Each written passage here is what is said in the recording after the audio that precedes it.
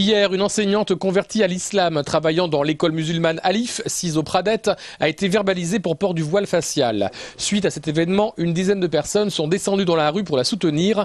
Immédiatement, des voitures de police et des motards sont arrivés en renfort. Le directeur du groupe scolaire s'élève contre la façon dont s'est déroulé ce contrôle.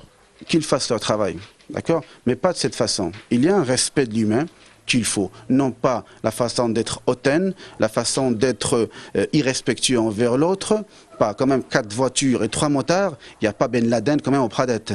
Du côté de la police, on affirme que la procédure est justifiée. Bien évidemment, dès lors qu'il y a attroupement, la patrouille en intervention, c'est 2 ou 3 fonctionnaires.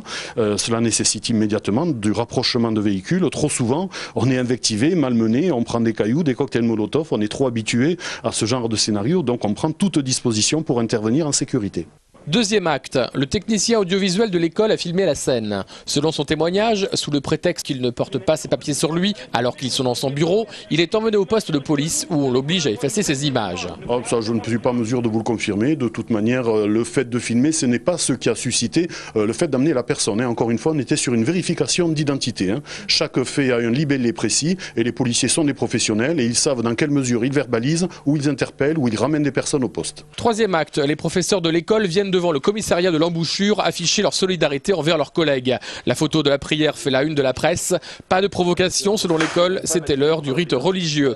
Dans cette affaire, le syndicat de police dit ne pas avoir de directive pour faire du chiffre en verbalisant pour port illégal du voile intégral. Par contre, à l'école musulmane, on se sent visé. L'islam est quelque chose qui est utilisé pour pouvoir taper sur le dos des musulmans. Et comme l'avait souligné le CRIF, le musulman en France aujourd'hui prend la place du juif de l'époque. C'était le voile en 2004 dans les écoles publiques, maintenant le niqab, la question de la femme qui revient souvent, la question de l'islam qui revient souvent. La question qu'on se pose aujourd'hui, c'est quelle est la suite ? Et qu'est-ce qu'ils recherchent vraiment? D'autres questions se posent, puisque si une patrouille a été envoyée hier, c'est parce que la police a été requise, c'est-à-dire qu'elle a répondu à une demande, ce que certains pourraient qualifier de dénonciation. Qui a appelé? Cette personne le fera-t-elle à nouveau? Jusqu'à quand?